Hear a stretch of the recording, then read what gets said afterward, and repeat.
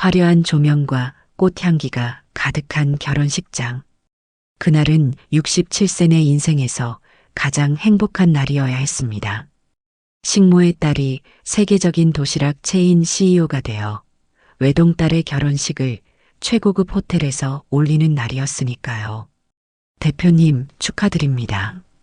따님 신랑이 대기업 임원이시라면서요? 하객들의 축하 인사에 저는 겸손하게 고개를 숙이며 웃었습니다. 딸아이는 흰 웨딩드레스 자락을 휘날리며 꽃길을 걸었습니다. 주위에서는 카메라 플래시가 터졌고 제 눈에는 감격의 눈물이 고였습니다. 그때였습니다. 어머, 저기 누구지? 날카로운 하객의 속삭임이 들려왔습니다. 식장 구석, 기둥 뒤에 서 있는 여자. 색바랜 면 셔츠에 구겨진 폴리에스터 치마, 때가 다 누렇게 변한 낡은 운동화까지. 머리는 흰 새치가 그대로 드러난 채 대충 묶어 올린 모습이었습니다. 화려한 명품 원피스와 샤넬백을 든 하객들 사이에서 마치 파출부 아주머니가 잘못 들어온 것처럼 눈에 띄었습니다. 주변 하객들이 그녀를 힐끗거리며 귓속말을 나누는 동안 그녀는 고개를 숙인 채 움츠러들어 있었습니다. 마치 자기가 이 자리에 있으면 안 된다는 것을 알고 있는 듯이요. 세계적인 도시락 체인 CEO인 제 위치에 걸맞게 열린 호화로운 결혼식장에서 명품 가방과 주얼리로 치장한 사람들 사이에서 그녀는 그저 때 묻은 행색의 거지 같았습니다. 순간 우리 눈이 마주쳤습니다. 그 찰나 50년 전 기억이 번개처럼 스쳤습니다. 수경이? 심장이 멎는 것 같았습니다. 50년 전 그 얼굴을 어떻게 잊을 수 있을까요? 화려한 한옥 마루에서 인형놀이를 하던 그 아이, 제 어머니가 일했던 부잣집의 딸이었습니다. 제 어머니가 매일 아침부터 밤까지 청소하고 빨래하고 요리하던 그 집의 귀한 따님이었지요.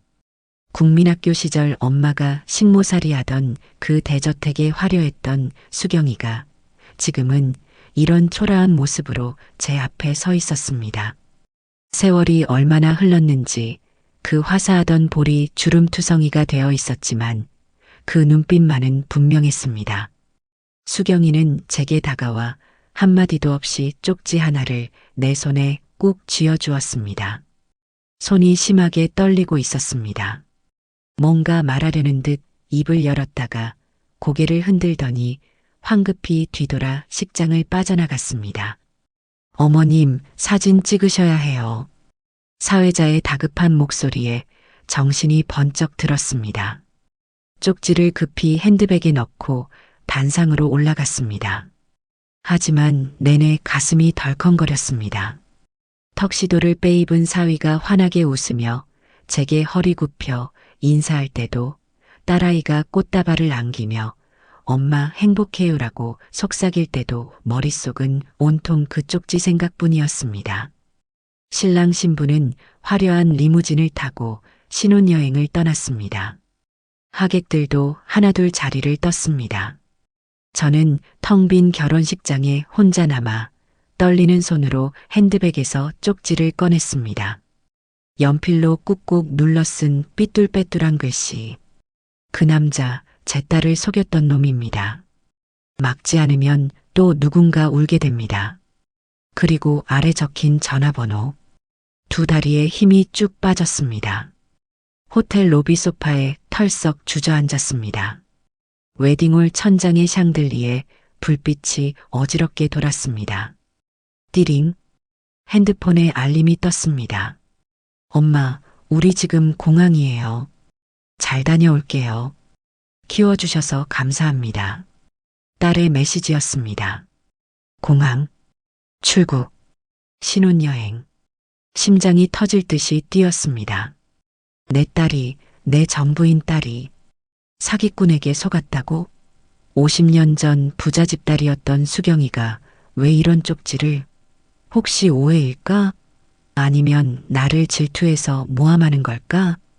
1시간 후 집으로 돌아온 저는 쪽지를 식탁 위에 올려놓고 오랫동안 바라보았습니다. 거울 속 내 얼굴은 백지장처럼 하얗게 질려 있었습니다. 혹시 정말이라면 달그락 식탁 의자를 끌어당겨 앉았습니다.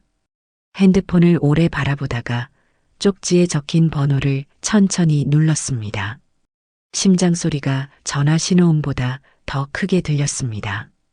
여보세요. 전화기 너머로 기어들어가는 목소리가 들렸습니다. 갑자기 목이 말랐습니다. 수경이 맞지? 나야. 정숙이. 잠시 침묵이 이어졌습니다. 귀를 찢을 듯한 정적. 그리고 나지막한 한숨 소리. 알아볼 줄 알았어. 그 목소리에는 50년의 세월이 묻어 있었습니다. 전화를 끊고 싶었지만 손가락이 움직이지 않았습니다. 잠시 침묵이 흘렀습니다. 그리고 수경이의 작은 목소리가 들려왔습니다. 그래, 만나자. 내일 오후 2시, 내가 살고 있는 구로동으로 와줄래? 떨리는 목소리로 주소를 불러주는 수경이. 주소를 메모하고 나서 저는 내일 볼게라는 짧은 인사를 남기고 전화를 내려놓았습니다. 식탁 앞에 꼼짝없이 앉아 진득한 검은 밤을 바라보았습니다. 벽에 걸린 낡은 괴종시계가 똑딱똑딱 울렸습니다. 저 시계는 제가 처음 김밥집 열 때 산 것입니다. 벌써 30년이 넘었지요. 그 시간 동안 얼마나 많은 것이 바뀌었나요? 식모의 딸에서 세계적인 CEO가 되기까지 부잣집 다락방 한 구석에서 살던 그 시절이 떠올랐습니다.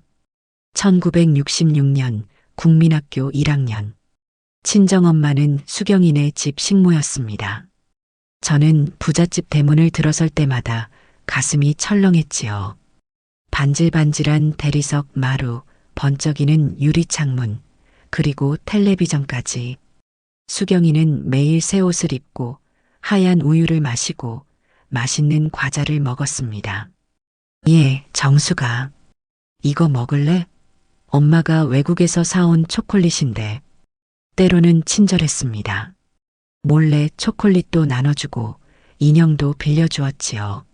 하지만 그날 국민학교 운동장에서의 일은 잊을 수 없습니다. 야, 너네 엄마는 우리 집 식모잖아.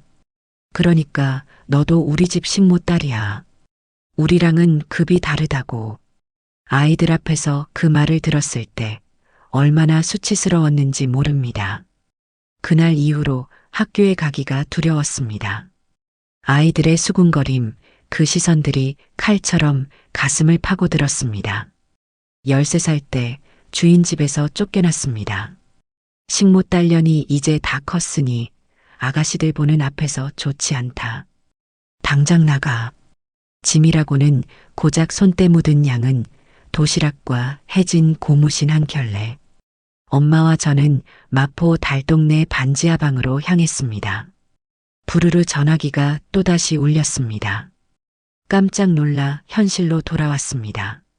엄마 잘 지내요? 내일 오후에 푸켓 도착해요. 신혼여행 너무 좋아. 딸의 밝은 목소리.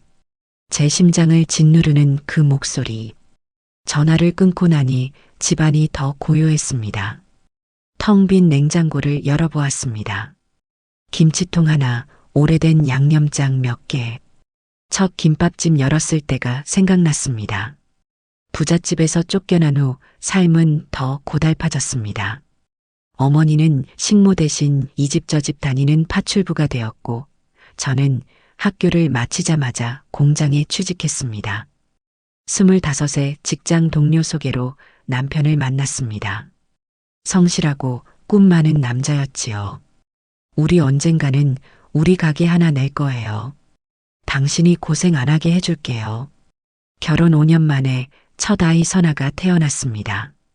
남편은 밤낮으로 일했고 마침내 작은 전자제품 가게를 열었습니다. 꿈이 이루어지는 듯 했지만 갑작스러운 병마가 찾아왔습니다. 첫 기침 소리가 들린 지 석 달 만에 남편은 세상을 떠났습니다. 남은 건 5살 딸아이와 빚더미뿐이었습니다. 남편 사망 후 30대 초반에 시작한 김밥 장사. 새벽 3시에 일어나 쌀을 씻고 김을 굽고 계란을 부치고 손가락이 터져도 쉴 수 없었습니다. 비가 오나 눈이 오나 명절이나 주말이나 쉬는 날이 없었습니다. 그 모든 게 딸 하나 제대로 키우기 위해서였습니다. 우리 딸은 나처럼 살지 않게 해야 해. 절대로. 김밥집이 프랜차이즈가 되고 전국으로 퍼지고 해외로 나가게 된 건 모두 그 한마디 때문이었습니다. 딸에게 좋은 옷, 좋은 학교, 좋은 인생을 주기 위해서였습니다. 그런데 지금 그 딸이 위험하다고요? 안 돼. 벽에 걸린 딸의 어릴 적 사진을 바라보았습니다. 입학식 날 빨간 리본 달고 환하게 웃는 모습. 졸업식 날 담임 선생님과 찍은 사진. 대학 졸업식 날 학사모를 던지며 기뻐하던 순간. 그 아이의 행복을 지켜야 했습니다. 야간등만 켜진 거실에서 서랍을 열었습니다. 가장 깊은 곳에 넣어둔 물건 하나. 37년 전 김밥집 시작할 때 써온 첫 김밥칼이었습니다. 손잡이는 닳았지만 날은 여전히 날카로웠습니다. 휴대폰을 집어들고 딸에게 문자를 보내려다 멈췄습니다. 아직은 아니었습니다. 먼저 정말 진짜인지 실수 없이 진실을 확인해야 했습니다. 계속 메모 속의 내용이 허튼 소리라고 믿고 싶었습니다. 시계가 새벽 3시를 가리켰습니다. 김밥을 말던 그 시간이었습니다. 창밖으로 보이는 서울의 불빛들, 높은 빌딩, 화려한 네온 사인. 제가 읽어온 세상이었습니다. 도대체 무슨 일이 있었던 거지? 수경이의 낡은 옷, 마른 손, 창백한 얼굴이 자꾸 눈앞에 아른거렸습니다. 부잣집 딸이 어쩌다 저렇게 됐을까요? 그리고 왜 하필 내 딸의 결혼식에? 창문에 비친 제 얼굴을 바라보았습니다. 67세, 세월의 흔적이 깊게 패인 얼굴. 하지만 눈빛은 달랐습니다. 더 이상 식모의 딸이 아닌 세상을 정복한 여자의 눈빛이었습니다. 내일 수경이를 만나기로 했습니다. 새벽녘 창가에 앉아 밝아오는 하늘을 바라보며 생각했습니다. 수경이와의 약속을 앞두고 마음이 복잡했습니다. 50년 만에 만나는 옛 친구, 그것도 이런 상황에서 내 인생에서 가장 행복해야 할 딸의 결혼식 날, 왜 과거의 그림자가 찾아온 것일까요? 그날 아침 수경이를 만나러 가기 전 오래된 서랍을 열었습니다. 가장 깊숙한 곳에 넣어둔 종이 상자 하나. 그동안 한 번도 꺼내보지 않은 물건들이었습니다. 손때 묻은 구슬 몇 개, 국민학교 성적표, 그리고 해진 고무신 한 짝. 그 고무신을 신었던 그날이 떠올랐습니다. 1966년 굴뚝에서 연기가 피어오르던 겨울이었습니다. 정수가 오늘은 고무신 잘 벗어놓고 들어와. 오늘 아가씨네 아버지 생일잔치라 손님 많을 거야. 엄마의 목소리에 고개를 끄덕였습니다. 고무신을 대문 밖에 가지런히 벗어놓고 부엌으로 들어갔습니다. 부엌에서는 고기를 굽는 냄새, 과일을 자르는 소리, 그릇 부딪히는 소리가 가득했습니다. 예, 이거 좀 갖다 드려라. 수경이 어머니가 건넨 과일 접시. 수줍은 걸음으로 안방으로 향했습니다. 문을 열자 화려한 옷을 입은 사람들이 보였습니다. 그 중에서 수경이가 환하게 웃고 있었습니다. 모직 원피스에 하얀 러플 양말을 신고 머리에는 빨간 리본을 달고 있었지요. 여기 과일이요. 접시를 내려놓자 손님 어른들이 저를 쳐다보았습니다. 아이고, 이게 누구네 아이지? 옷이 그게 뭐니? 누군가의 말에 얼굴이 붉어졌습니다. 아이들이 낄낄대며 저를 가리켰습니다. 저는 급히 부엌으로 도망치듯 달려갔습니다. 정수가 왜 부엌에서 빈둥거리고 있어? 빨리 설거지나 도와라. 엄마의 다급한 소리에 고개를 숙였습니다. 하지만 그때 안방에서 수경이의 목소리가 들렸습니다. 아줌마, 정숙이 좀 잠깐 놀다 가도 돼요? 새 인형 보여주고 싶어요. 엄마는 난처한 표정으로 주인 아주머니를 올려다보았습니다. 주인 아주머니가 고개를 끄덕이자 엄마는 마지못해 허락했습니다. 그럼 잠깐만 놀다 와. 주인 아가씨 귀찮게 하면 안 돼. 조심스럽게 안방으로 들어갔습니다. 수경이가 인형을 안고 있었습니다. 정수가 이것 봐. 미국에서 온 바비 인형이야. 가격이 우리 집 한 달 식비래. 인형의 금발 머리카락을 빗겨주던 수경이가 인형을 내게 내밀었습니다. 너도 좀 가지고 놀래? 근데 망가뜨리면 안 돼.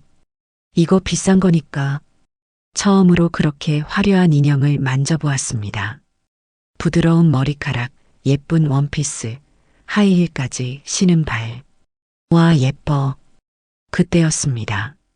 수경이의 사촌 언니가 큰 소리로 말했습니다. 수경아, 왜 식모딸한테 그 비싼 인형을 만지게 해? 더러워지잖아. 인형을 급히 내려놓았습니다. 손에 묻은 더러움이 인형에 옮을까 두려웠습니다. 수경이는 잠시 머뭇거렸지만 이내 인형을 낚아채 가슴에 꼭 안았습니다. 정숙이는 식모딸이 아니야. 내 친구. 아. 마지막 단어는 점점 작아져 거의 들리지 않았습니다. 수경이 눈동자에 흔들림이 보였습니다. 그 순간 깨달았습니다. 우리는 절대 같은 세계의 아이가 아니라는 것을. 수경이는 잠시 망설이더니 인형의 예쁜 드레스 한 벌을 슬쩍 빼서 내 손에 쥐어주었습니다. 이따 엄마 없을 때 우리 부엌에서 만나서 인형 옷같이 만들자. 아무도 모르게. 수경이가 작게 말했습니다. 드레스를 건네며 미소 짓는 수경이의 표정에는 진정한 우정과 함께 그 우정이 비밀이어야 한다는 슬픈 인식이 담겨 있었습니다. 저는 고개를 숙이고 부엌으로 돌아왔습니다. 그날 밤 다락방 구석에 숨어 울었습니다. 엄마는 말없이 제 등을 토닥였습니다. 왜 우리는 가난해요, 엄마? 엄마는 한참을 말없이 있다가 내 머리를 쓰다듬었습니다.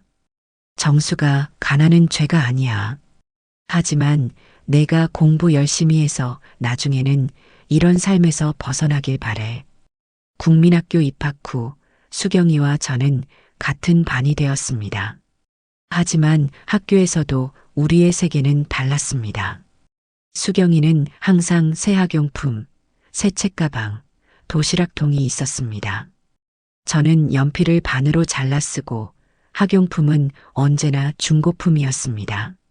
공책은 형편없이 얇았고 지우개는 잘라서 반만 가지고 다녔습니다. 크레파스는 남의 것을 빌렸을 때가 많았지요. 비가 오는 날이었습니다. 수경이는 고급 우산을 폈고 저는 머리에 책가방을 얹고 뛰었습니다. 물이 철철 넘치는 길가에서 왕창 넘어져 책과 공책이 모두 물에 젖었습니다. 비에 흠뻑 젖은 채 교실로 들어서자 아이들이 킥킥거리며 웃었습니다. 정숙이 꼴이 왜 저래? 흙탕물 세수했냐? 수경이는 잠시 망설이는 듯 했습니다. 그러나 친구들의 시선이 그녀에게 쏠리자 마치 증명이라도 하듯 가장 크게 웃었습니다. 제 눈과 마주쳤을 때 그녀의 눈에 순간 미안함이 스쳤지만 곧 다른 친구들과 함께 웃음을 이어갔습니다. 하교길 수경이가 몰래 건네준 손수건을 주머니에 꼭 쥐었지만 그날의 웃음소리는 지금도 귓가에 맴돕니다. 가장 아팠던 순간은 졸업을 앞둔 국민학교 6학년 때였습니다. 예, 정수가. 이제 크니까 딴 데로 가야 한다. 내 엄마도 이제 여기서 일 못해. 주인집 어른의 말씀에 엄마와 저는 그날로 짐을 쌌습니다. 짐이라고는 고작 양은 도시락, 빗, 비누, 그리고 입던 옷 몇 벌뿐이었습니다. 왜 가야 해요, 엄마? 엄마는 말없이 짐을 쌌습니다. 내가 수경이한테 뭐 잘못했어요? 엄마는 한숨을 쉬었습니다. 아가씨도 이제 처녀가 되니 같은 또래 식모딸이 있으면 좋지 않대. 마지막으로 본 수경이의 얼굴은 창문 너머였습니다. 눈이 마주쳤지만 수경이는 고개를 돌려버렸습니다. 그렇게 우리는 그 집을 떠났습니다.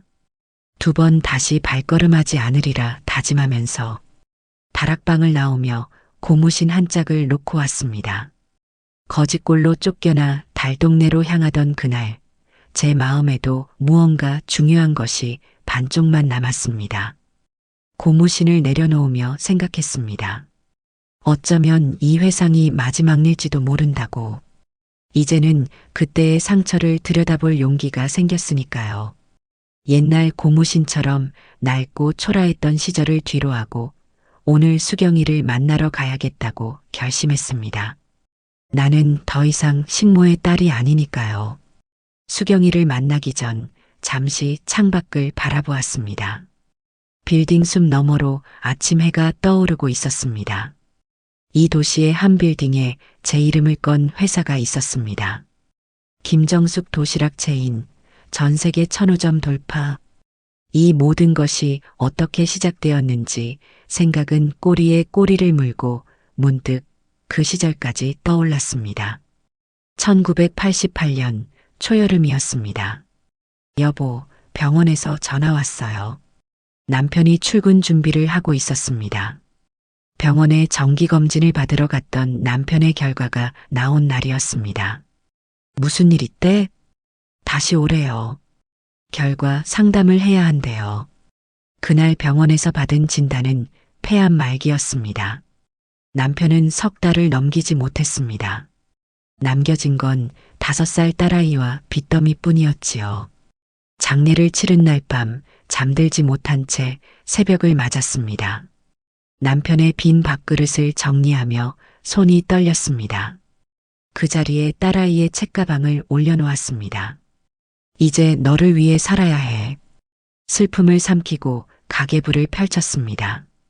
남은 돈은 석 달치 생활비뿐, 그 후의 삶을 계획할 시간조차 없었습니다. 엄마, 가계부를 보고 있는데 문간에 딸아이가 서 있었습니다. 검은 장례식 원피스를 아직 갈아입지 못한 모습이 어린데도 어쩐지 어른 같았습니다. 선아야, 깼니? 엄마는 그냥 내일부터 무얼 해야 할지 생각하고 있었어. 아빠 없으면 우리 이제 어떻게 살아요? 붉어진 눈으로 묻는 딸아이의 손에는 남편의 사진이 들려 있었습니다. 저는 가계부를 덮고 딸을 끌어안았습니다. 괜찮아, 엄마가 있잖아. 엄마가 다 할게.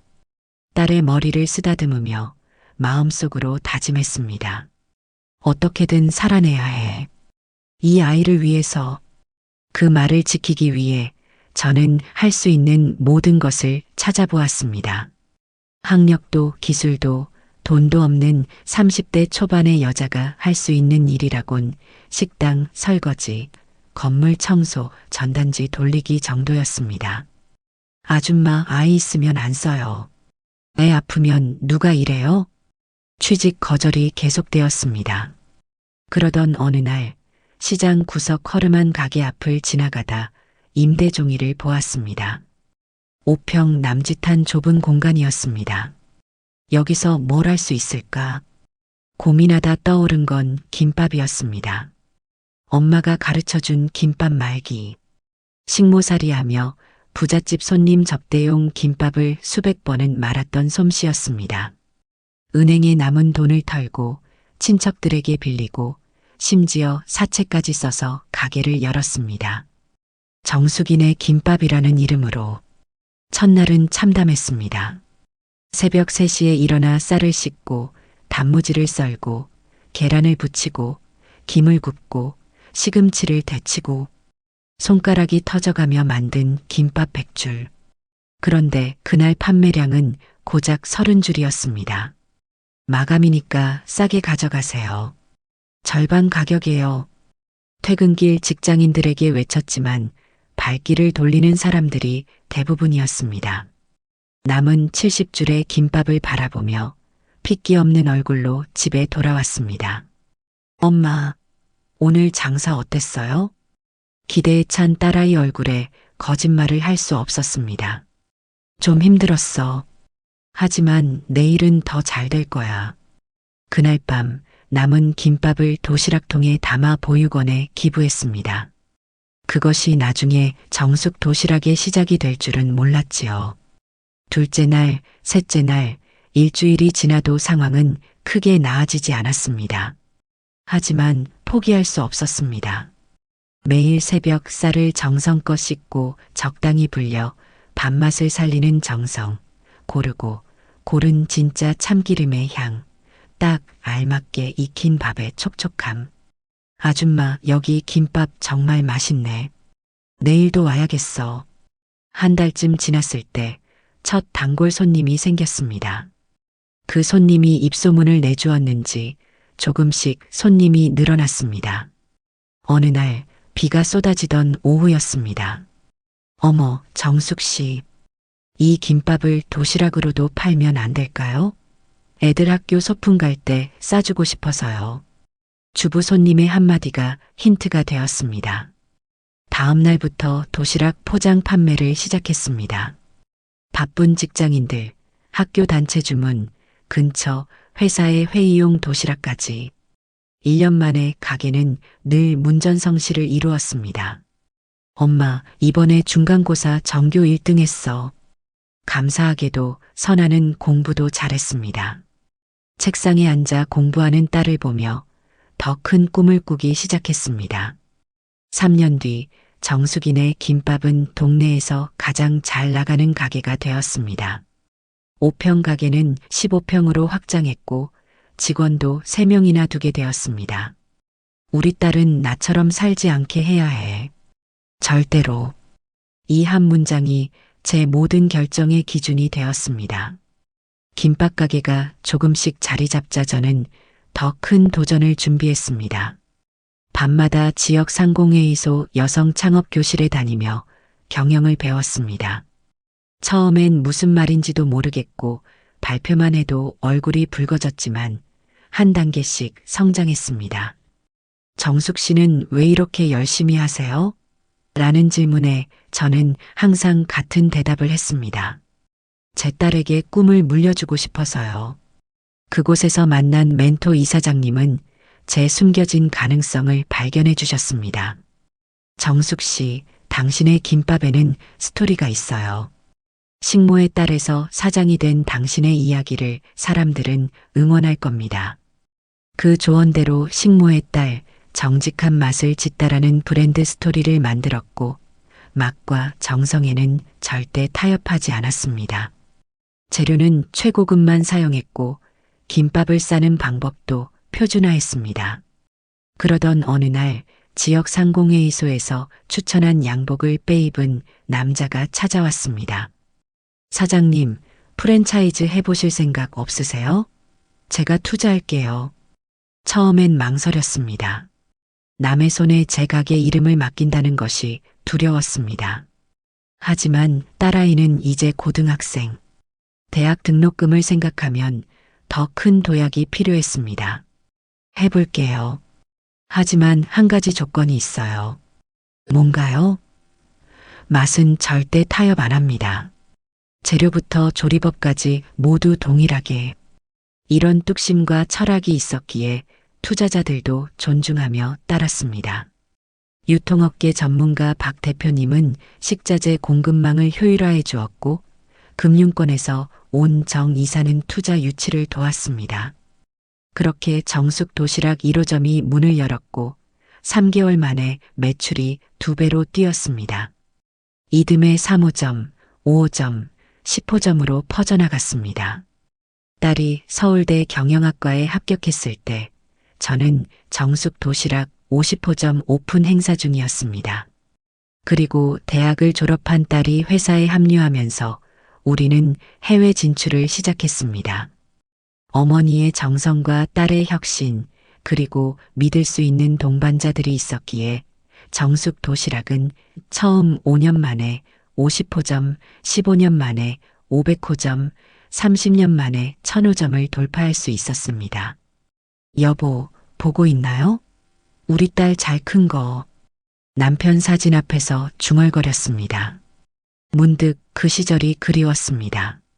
새벽에 쌀 씻던 손, 김밥 마는 소리, 첫 월세 내던 날의 설렘. 휴대폰이 울렸습니다. 수경이와의 약속 시간이 다가오고 있었습니다.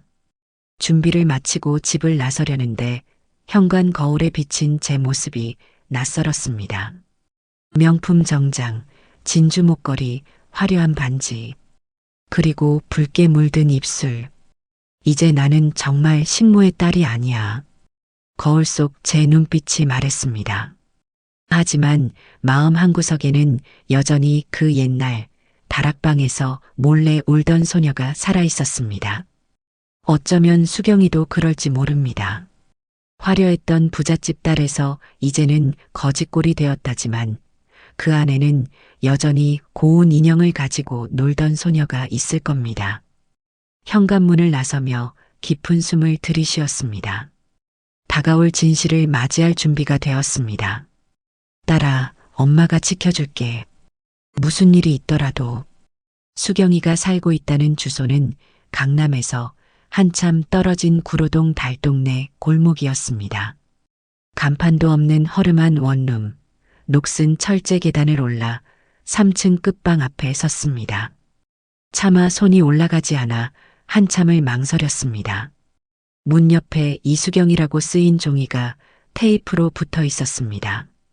2번, 3번 노크했지만 대답이 없었습니다. 수경아? 불러봤습니다. 문이 살짝 열렸습니다. 그 틈으로 보이는 얼굴은 제가 50년 전에 알던 수경이와는 너무나 달랐습니다. 주름진 볼, 처진 눈꺼풀, 그리고 곳곳에 번진 검버섯. 들어와. 겨우 한 사람이 누울 수 있는 작은 방이었습니다. 구석에 놓인 낡은 장롱, 색이 바랜 이불, 플라스틱 상자에 담긴 몇 가지 채소들. 벽지는 누렇게 변해 있었고 천장 한쪽에서는 물이 새는지 얼룩이 져 있었습니다. 앉아. 낡은 방석을 내밀었습니다. 앉자마자 물었습니다. 왜? 우리 딸 결혼식에 온 거야? 수경이는 한참을 말없이 저를 바라보더니 깊은 한숨을 내쉬었습니다. 잘 지냈니, 정수가? 오랜만에 듣는 어린 시절 이름에 가슴이 떨렸습니다. 보다시피 난 CEO가 됐어. 수경이는 흐린 눈으로 웃었습니다. 알아. 널 찾기는 쉬웠어. 신문에도 나오고 TV에도 자주 나오니까. 그제서야 눈치챘습니다. 수경이는 처음부터 저를 알아보고 결혼식장에 온 것이었습니다. 넌 어떻게 된 거야? 수경이는 낡은 서랍에서 사진첩을 꺼냈습니다. 바랜 사진들, 젊은 시절 화려하게 웃고 있는 수경이와 남편, 딸. IMF가 우리 집을 삼켜버렸어. 그때의 이야기가 천천히 펼쳐졌습니다. 우리 아버지가 건설회사 사장이었잖아. IMF 때 회사가 부도났어. 모든 재산이 날아갔지. 급한 대로 남편 사업으로 버텼는데 그마저도 망했어. 빚쟁이들이 우리 집 가구까지 다 가져갔어. 수경이의 목소리는 담담했지만 손은 떨리고 있었습니다. 그런데 그게 다가 아니었어. 수경이는 가방에서 다른 사진 한 장을 꺼내 제게 내밀었습니다. 웨딩드레스를 입은 젊은 여성과 양복 입은 남자. 우리 딸, 은주야. 사진 속 남자를 보자마자 심장이 내려앉았습니다. 바로 제 딸의 신랑이었습니다. 그 사람이? 수경이는 고개를 끄덕였습니다. 정확히 3년 전이야. 우리 은주가 그 사람 만나서 결혼한다고 했어. 하지만 결혼식 2달 전 은주 통장에 있던 돈을 모두 빼가더니 잠적했어. 목소리가 떨렸습니다. 사기꾼이었어. 결혼을 빙자해서 여자들에게 접근해 돈을 뜯어내는. 손으로 얼굴을 가렸습니다. 그 일로 은주는 우울증에 시달렸어. 그러다 자살했어. 방안이 조용해졌습니다. 수경이의 어깨가 작게 흔들렸습니다. 아무 말도 할 수 없었습니다. 그 사람은 사라졌어. 경찰에 신고했지만 잡히지 않았지. 그런데 한 달 전 우연히 지하철에서 그 사람을 봤어. 뒤를 밟았더니 수경이는 또 다른 사진을 꺼냈습니다. 그 남자와 제 딸이 찍힌 약혼식 사진이었습니다. 내 딸과 결혼한다는 것을 알게 됐어. 심장이 터질 것 같았습니다. 처음엔 정말 어떻게 해야 할지 몰랐어. 피가 거꾸로 솟더라고. 내 딸이 우리 은주처럼 되면. 수경이의 눈에 눈물이 고였습니다. 그래서 그냥 결혼식장에 갔어. 남들 다 보는 앞에서 소리라도 지르려고. 하지만 수경이는 잠시 말을 멈추고 저를 바라보았습니다. 널 보는 순간 모든 게 달라졌어. 50년 전 우리 집 부엌에서 설거지하던 그 아이가 이제는 세계적인 CEO가 되어 있는 모습을 직접 보니 그 결혼식장에서 소리칠 수 없었어. 수경이의 꼿꼿했던 어깨가 무너졌습니다. 한순간에 부끄러워졌어. 내가 얼마나 교만했는지, 그리고 지금은 얼마나 초라한지. 저는 수경이의 손을 꼭 잡았습니다. 놀랍게도 그 손은 제 손보다 더 거칠었습니다. 그래서 소리 지르는 대신 쪽지를 썼어. 내가 어떻게 할지는 모르겠지만 적어도 알아야 한다고 생각했어. 수경이는 서랍에서 두꺼운 봉투를 꺼냈습니다. 이건 그 사람의 증거야. 사기 전과 기록, 다른 피해자들 진술, 딸 은주의 통장 내역, 경찰에 제출했던 것들 사본이야. 봉투를 제게 내밀었습니다. 수경이는 방 한쪽에 걸린 작은 유니폼 가운을 가리켰습니다. 딸 따라서 하늘나라 가고 싶다는 생각이 하루에도 수천 번이 들었지만 그놈 찾아서 딸 원하는 풀어줘야지 생각하고 살고 있어. 나는 지금 남의 집 파출부로 살고 있어. 하루 네 곳의 집을 돌아다니며 청소해. 그래도 월세는 겨우 낼 수 있으니 다행이야. 한때 피아노 치던 그 고운 손이 이제는 남의 집 청소를 하고 있다니. 수경아, 말을 잇지 못했습니다. 수경이는 흐려진 눈을 닦으며 웃었습니다. 우리 어릴 때 생각나? 내가 너한테 인형 안 준다고, 넌 우리랑 급이 다르다고 했던 거. 저도 모르게 눈물이 흘렀습니다. 근데 이제 보니 세상은 참 아이러니하지. 식모딸이 CEO가 되고 부잣집 딸이 파출부가 되다니. 수경이의 슬픈 웃음이 마음을 파고들었습니다. 미안해, 정수가. 어린 시절 내게 그렇게 대해서. 저는 고개를 저었습니다. 고마워, 수경아. 이렇게 우리 딸을 구해줘서. 두 사람은 오랫동안 말없이 앉아 있었습니다. 50년이라는 세월이 우리 사이에 놓여 있었지만 이 순간만큼은 국민학교 운동장에서 만난 두 소녀 같았습니다. 밖으로 나오면서 수경이가 마지막으로 한 말이 가슴에 박혔습니다. 정수가 제발 내 딸은 구해줘. 우리 은주처럼 되지 않게. 차에 오르자마자 봉투를 열었습니다. 거기엔 충격적인 내용들이 가득했습니다. 사기 결혼에 전과 오범, 수억 원의 사기 피해, 여러 여성들의 진술. 손이 떨려왔습니다. 핸드폰을 집어들었습니다. 여보세요, 변호사님? 급한 일이 있어요. 지금 바로 만날 수 있을까요? 그리고 딸에게 문자를 보냈습니다. 선아야, 신혼여행 어때? 엄마가 너무 보고 싶구나. 돌아오면 꼭 엄마 집으로 와줄래? 중요한 이야기가 있어. 핸들을 꽉 잡았습니다. 이제 딸을 구할 시간입니다. 신혼여행에서 돌아온 딸 부부가 제 집에 오기로 한 날이었습니다. 아침부터 딸이 좋아하는 된장찌개와 각종 반찬을 정성껏 준비했습니다. 손이 떨려 칼질하다 손가락을 베기도 했지만 멈출 수 없었습니다. 부지런히 손을 움직이지 않으면 정신이 나갈 것만 같았습니다.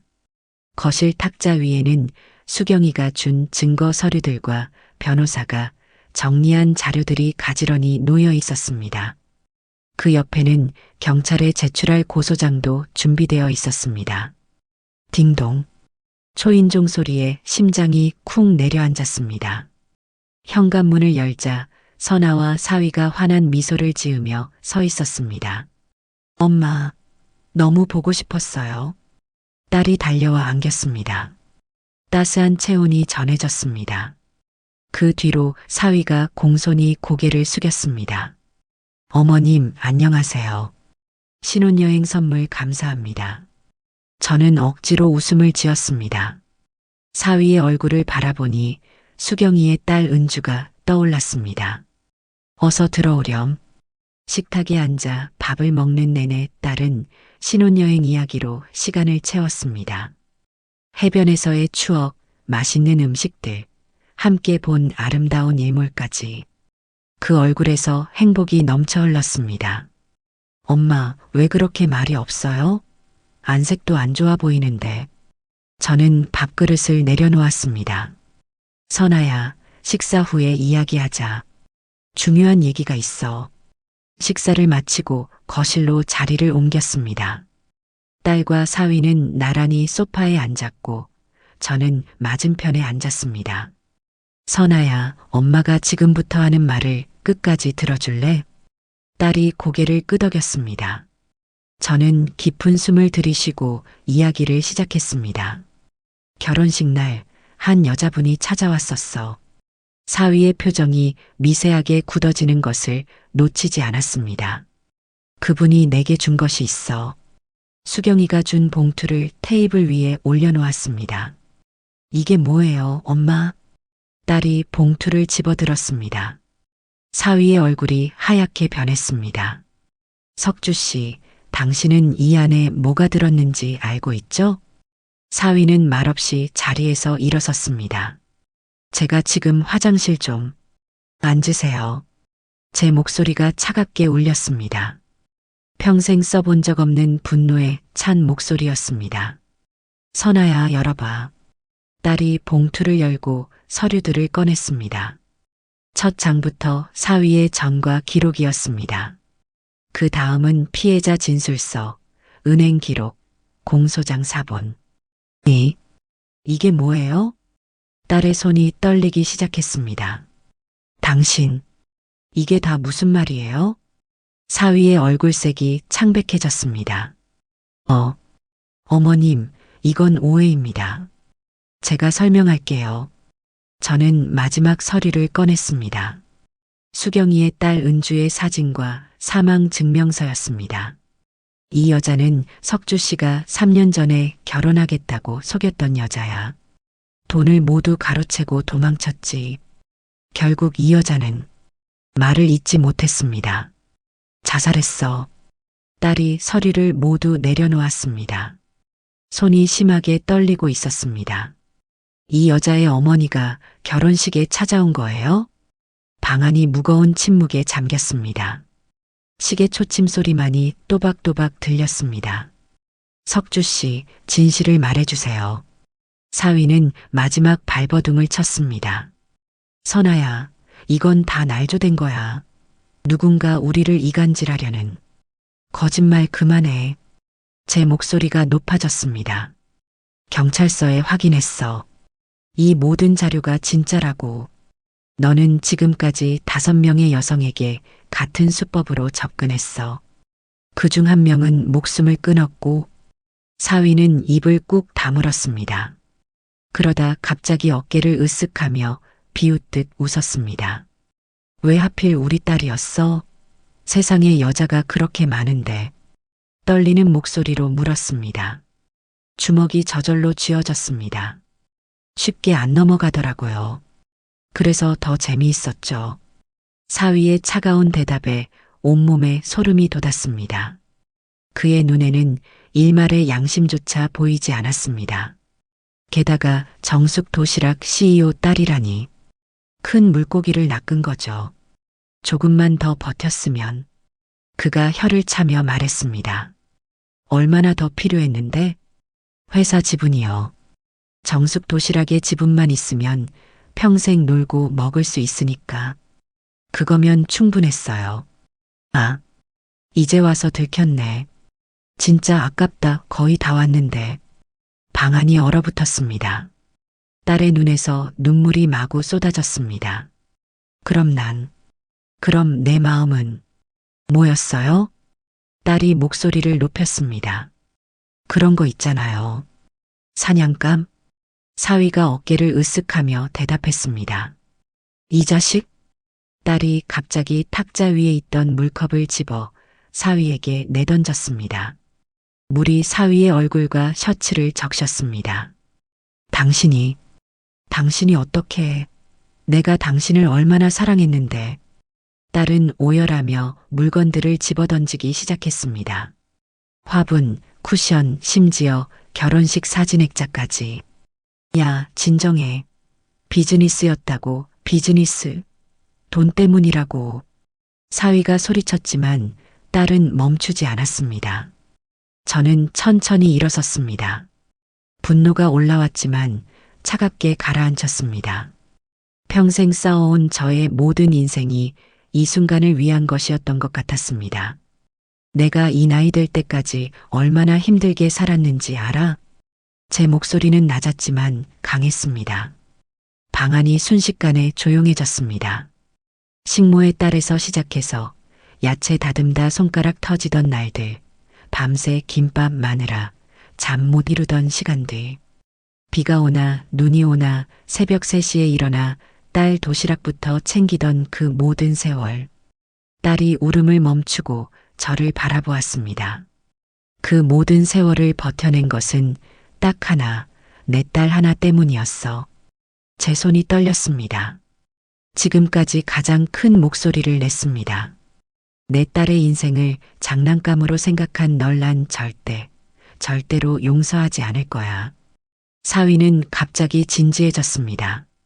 그 표정이 더 역겨웠습니다. 어머님, 솔직히 비즈니스였어요.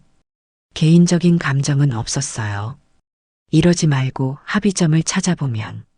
그 순간 현관 초인종 소리가 울렸습니다. 합의는 법정에서 해. 제가 말했습니다. 사위의 얼굴이 창백해졌습니다. 무슨? 경찰 출동 소리가 들렸습니다. 저는 미리 수경이의 자료와 함께 신고를 해두었습니다. 약속한 시간이었습니다. 문을 열어주니 경찰관 2명이 들어왔습니다. 김석주 씨 사기 혐의로 도주에 염려가 있어서 긴급 체포합니다. 묵비권을 행사할 수 있으며. 사위는 놀란 눈으로 저를 바라보았습니다. 이럴 수는 없어요. 내가 무슨 사기를. 경찰관 1명이 증거 서류를 들어보였습니다. 다른 피해자들의 진술도 확보했습니다. 조용히 협조하시죠. 사위는 얼굴이 하얗게 질렸습니다. 더 이상 뻔뻔한 표정은 없었습니다. 그제서야 자신이 빠져나갈 수 없는 상황임을 깨달은 듯 했습니다. 이건 오해예요. 내가 설명할게요. 하지만 아무도 그의 말에 귀 기울이지 않았습니다. 경찰은 그에게 수갑을 채웠습니다. 철컥하는 소리가 방 안에 울렸습니다. 사위는 저항하지 않고 경찰에게 끌려나갔습니다. 마지막 순간 그는 뒤돌아 딸을 바라보았습니다. 선아야, 정말 널. 입 닥쳐요. 딸이 차갑게 말했습니다. 얼룩진 눈으로 서 있던 그녀의 얼굴에서 더 이상 눈물은 보이지 않았습니다. 그 대신 강철 같은 의지가 보였습니다. 당신은 내 이름도 부르지 마세요.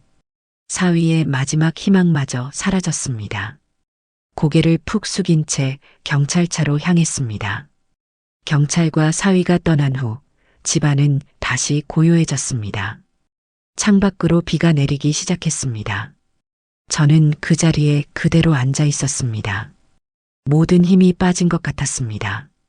딸이 제 앞에 와서 무릎을 꿇고 앉았습니다. 엄마, 어떻게 알았어요? 그 사람의 정체를. 엄마 친구가 알려줬어. 엄마 친구요? 국민학교 때 같이 다니던 친구야. 오래전에 헤어졌다가 우연히 다시 만났지. 딸의 눈이 커졌습니다. 모든 걸 말할 시간은 나중에 있을 거야. 지금은 말을 마치기도 전에 딸의 눈에서 눈물이 터져 나왔습니다. 엄마, 정말 미안해요. 엄마 말 들었어야 했는데 그 사람을 너무 믿었어요. 딸은 어린 시절처럼 제 무릎에 얼굴을 묻고 오열했습니다. 저는 딸의 머리카락을 쓰다듬었습니다. 괜찮아. 괜찮아. 엄마가 여기 있잖아. 흐느끼는 딸을 안으며 생각했습니다. 저는 식모의 딸이었습니다. 가난했고 무시당했고 상처받았습니다. 하지만 지금 제 딸은 설령 상처를 입더라도 결코 무너지지 않을 것입니다. 저처럼 다시 일어설 것입니다. 우리 선아가 얼마나 강한 아이인지 엄마는 알아. 이건 끝이 아니라 새로운 시작이야. 딸이 고개를 들어 제 눈을 바라보았습니다. 눈물로 얼룩진 얼굴이었지만 그 눈에는 작은 희망의 불빛이 보였습니다. 정말요? 그럼 우리 모녀는 언제나 다시 일어서잖아. 그날 밤 딸은 저의 방에서 잠들었습니다. 어린 시절 악몽을 꾸던 날처럼요. 저는 옆에 누워 딸의 숨소리를 들었습니다. 고요하고 평화로웠습니다. 고마워요. 잠결에 딸이 중얼거렸습니다. 제 마음은 어떤 말로도 표현할 수 없는 감정으로 가득 찼습니다. 그것은 슬픔도 후회도 분노도 아닌 오직 모성의 그 순수한 사랑이었습니다. 다음 날 변호사와 함께 경찰서에 가서 고소장을 정식으로 제출했습니다. 결혼 무효 소송도 바로 시작했습니다. 모든 절차가 빠르게 진행되었습니다. 일주일 후 석주에 대한 구속영장이 발부되었습니다. 추가 피해자들도 나타나기 시작했습니다. 그리고 한 달 뒤 법원에서 결혼 무효 판결이 내려졌습니다. 딸은 그 모든 과정 동안 제 곁에 있었습니다. 때로는 울고 때로는 분노하고 하지만 서서히 다시 일어서고 있었습니다. 어느 저녁 딸과 함께 테라스에서 차를 마시고 있었습니다. 엄마, 그 친구분 다시 만났어요? 저는 차를 한 모금 마시며 고개를 가볍게 흔들었습니다. 아직 그럴 용기가 없더라. 만나봐요, 엄마. 그분께 고맙다고 전해야죠. 저는 잠시 생각에 잠겼습니다. 이제 수경이를 다시 만날 때가 온 것 같았습니다. 그래, 내 말이 맞아. 그 친구가 없었다면 우리가 어떻게 됐을지 모르지. 딸이 제 손을 꼭 잡았습니다. 엄마, 정말 고마워요. 내가 태어나서 이렇게 행운아라고 생각한 적이 없어요. 제 마음속 깊은 곳에서 따뜻한 감정이 피어올랐습니다. 그 옛날 수경이가 저를 식모의 딸이라고 놀렸던 그 아픔도 어머니와 함께 쫓겨났던 그 서러움도 이 순간만큼은 모두 녹아내리는 것 같았습니다. 딸의 얼굴을 바라보았습니다. 그 눈빛에서 새로운 시작을 보았습니다. 자, 이제 무슨 선물을 준비할까? 선물이요? 그래, 수경이. 아니, 내 친구에게 줄 선물. 결혼 사기 사건이 있은 후 2달이 지났습니다. 딸은 상처에서 조금씩 회복되어 다시 회사로 복귀했고 사위. 아니, 그 사기꾼은 구속 기소되어 재판을 앞두고 있었습니다.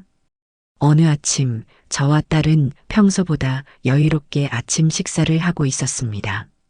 엄마, 1001호점 오픈 계획은 어떻게 됐어요? 그동안 일이 많아서 진행이 안 됐잖아요.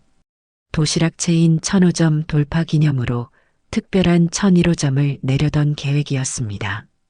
하지만 그동안 벌어진 일로 미뤄두었죠. 요즘에야 생각할 여유가 생겼네. 어떤 콘셉트로 할지 고민 중이야. 이제 슬슬 시작해야 하지 않을까? 다들 기다리고 있어요. 특별한 의미를 담은 매장이면 좋을 것 같아요. 출근 준비를 마치고 거울 앞에서 머리를 매만지던 딸이 문득 저를 바라보았습니다. 이번 주말에 수경 이모님께 찾아가 보는 건 어때요? 지난번에 말씀드렸던 것처럼요. 이전에 나눴던 대화가 떠올랐습니다. 딸과 함께 테라스에서 차를 마시며 수경이 얘기를 했었지요.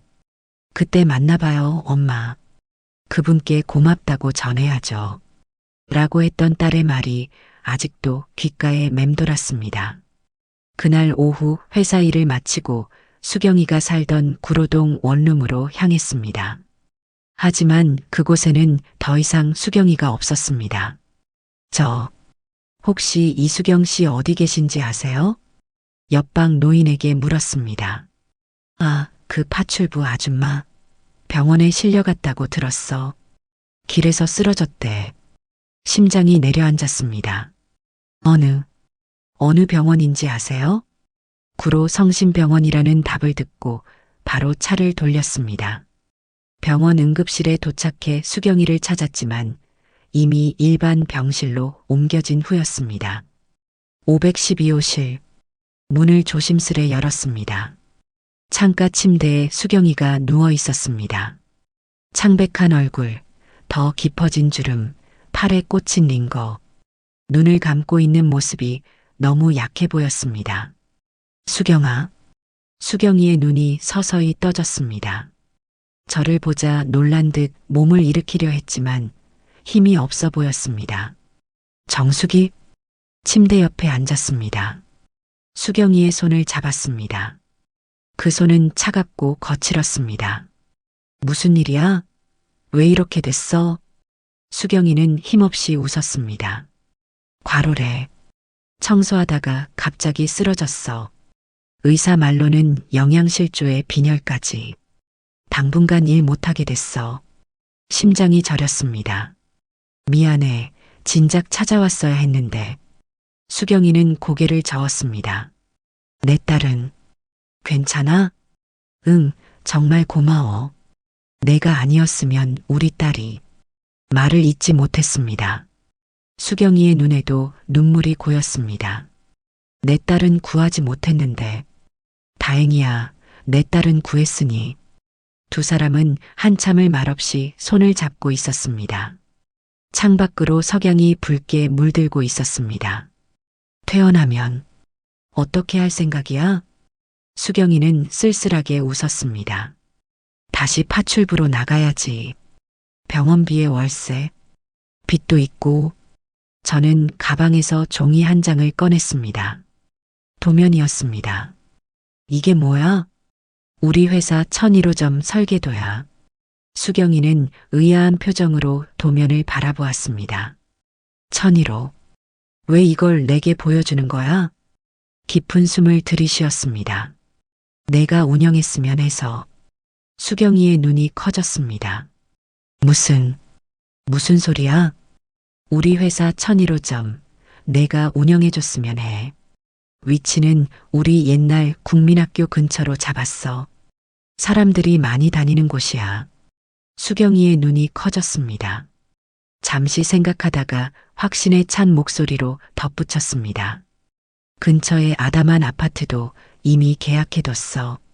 지금 그 구로동 원룸은 너무 멀잖아. 매장 운영하기 편하게 가까운 데로 옮기는 게 어떨까? 매장에서 걸어서 5분 거리야. 오늘부터 그곳이 내 집이 될 거야. 한때는 대저택에 살았던 친구에게 이런 제안을 하는 것이 조심스러웠지만 이제는 주저할 이유가 없었습니다. 내가 할 수 있는 일을 해주고 싶었으니까요. 수경이는 도면을 내려놓았습니다. 손이 떨리고 있었습니다. 농담하지 마, 정수가. 난 그럴 능력도 없고. 가르쳐 줄게. 내가 처음 시작했을 때처럼 말이야. 내 이름으로 차릴 거야. 수경이네 도시락으로. 수경이의 눈에서 눈물이 흘러내렸습니다. 왜 이러는 거야? 나 같은 사람에게. 제 목소리도 떨렸습니다. 국민학교 때 내가 그랬지?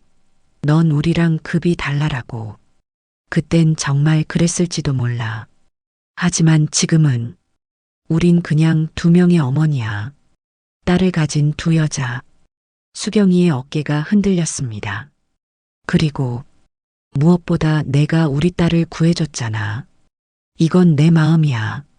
억지로 하라는 게 아니라 진심으로 원해서 하는 제안이야. 수경이는 한참을 울었습니다. 저도 함께 울었습니다. 59년의 세월이 눈물 속에 녹아내렸습니다. 고마워. 수경이가 마침내 입을 열었습니다. 한 달 후 수경이는 퇴원했고 저희 회사에서 교육을 받기 시작했습니다. 김밥 말기, 도시락 조리법, 매장 관리 방법까지. 처음엔 서툴렀지만 놀랍게도 금방 익혀갔습니다. 역시 부잣집 딸이라 손재주가 좋네. 제가 농담을 했고 수경이는 웃으며 말했습니다. 식모딸이 더 손재주가 좋은데? 두 사람은 깔깔 웃었습니다. 마치 국민학교 시절로 돌아간 것 같았습니다. 그렇게 한 달이 지나고 수경이네 도시락 1001호점 오픈 날이 왔습니다. 아침 일찍부터 가게 앞은 사람들로 붐볐습니다. 회사 직원들, 지역 주민들, 그리고 제 딸 선아까지. 테이프 커팅식을 앞두고 저와 수경이는 가게 안에서 마지막 점검을 하고 있었습니다. 떨려? 수경이의 손을 잡았습니다. 그 손에서 더 이상 떨림이 느껴지지 않았습니다. 아니, 이상하게 편안해. 수경이는 앞치마를 매만지며 웃었습니다. 그 모습에서 어린 시절 수경이의 환한 미소가 보였습니다. 이 가게 이름 내가 직접 썼어. 간판을 가리켰습니다. 수경이네 도시락. 정숙 도시락 1001호점이라고 쓰여 있었고 그 아래 작은 글씨로 끝내 부서지지 않은 우정이라고 적혀 있었습니다. 수경이의 눈이 다시 붉어졌습니다. 국민학교 때 기억나?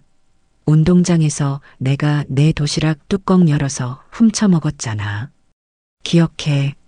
내가 귤 반쪽을 도시락 안에 넣어줬지. 이제는 같이 도시락을 만드는구나, 우리.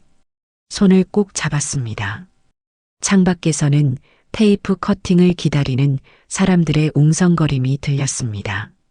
자, 나가볼까?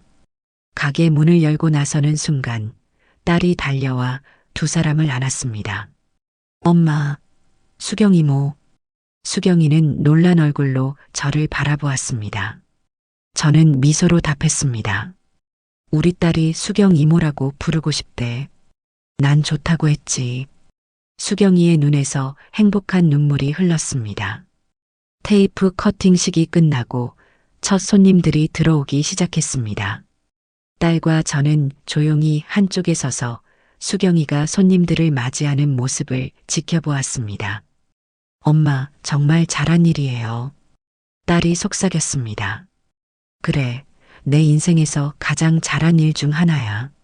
딸이 제 어깨에 머리를 기댔습니다. 엄마는 항상 남들이 무너질 때 손 내미는 사람이었네요. 저는 딸의 머리를 쓰다듬었습니다. 그런가? 난 그저 내가 받은 것을 돌려주고 싶었을 뿐이야.